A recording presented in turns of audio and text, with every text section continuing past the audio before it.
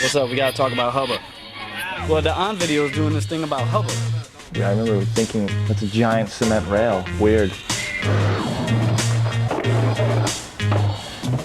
I got to it and was just in shock, like, oh my God, this thing's as tall as I am. There's no pussyfooting at Hubba. Getting into the trick was 2% of the deal. It was coming out off that drop and then having that feeling of like sliding up to the block, like. It's definitely been like a spot for people, you know, it's definitely world famous. People come from all over the place to take a bite out of it and see what they can do, you know. You know, there's only a few places that you can actually remember what was done and who did it. And I think Hubba was definitely one of the biggest ones. This is the story of San Francisco's legendary ledge, Hubba Hideout. Located near the famed Justin Herman Plaza, or EMB, the ledge was part of a pedestrian walkway, but more commonly used by the local skaters and vagrants for nefarious activities. As street skating evolved in San Francisco, the locals realized Hubba Hideout is more than a place to party at. The first published photo was of Wade Spire and Thrasher in 1989. I have to give props to Wade. It was the first video of Hubba, the crooked grind. Even though he wasn't the first person to do anything on it, but it was the first thing I'd ever seen, and it was on something that I'd never seen anybody skate really at that time. I think it's the first Plan B video where Rick Howard frontside no sides it, and everything's clean. It's like it's still square, and like even like they look like the bricks are clean. It was just perfect, and it was frontside and backside, and you could skate there all day without getting kicked out usually. Like, we would skate there as long as we wanted until we got really tired or really hurt.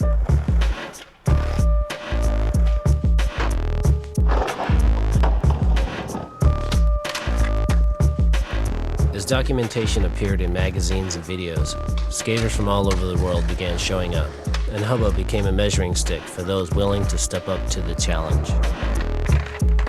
I have to say frontside blindside cross shimlin was probably one of the first groundbreaking tricks.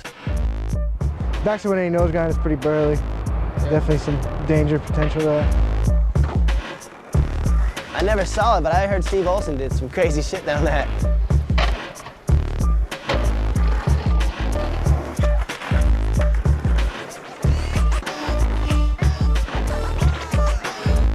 God damn, gotta do this shit on an empty stomach. It took skateboarding in the area to eventually attract the attention of the police, despite the years of previous illegal activities that gave Hubba Hideout its name. Hubba Hideout, because it was like kind of hidden.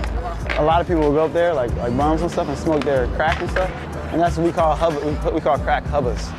So. Vandal freaks, now ID now.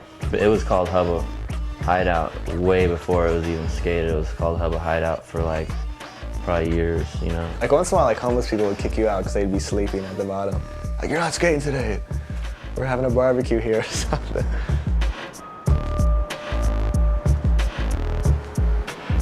I mean, there was a period of time where no one was really doing too many gnarly tricks. Like everyone tried to slack off and do a bunch of Smith grinds. And then I think it was probably around the time Fred Goff came through. Did some sick shit on there. And then everyone got sparked again.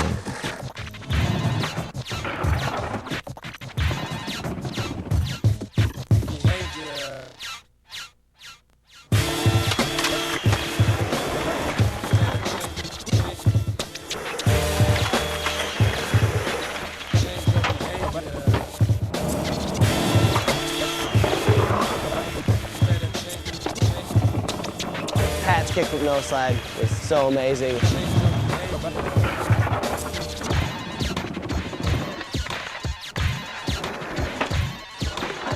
Another thing that, if you'd never been there that you don't know, is the huge drop on the other side. That's what made it even sketchier doing lines from the top too, because that first ledge that goes down then goes flat, when you get onto that, if you mess up and fall over the other side, I mean, you're going over like a 40-foot drop and you're probably gonna die.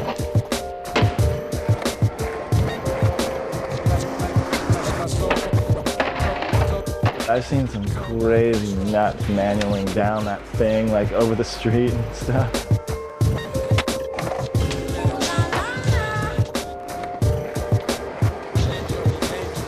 Another good one is Ryan Johnson using it as a jump ramp up top.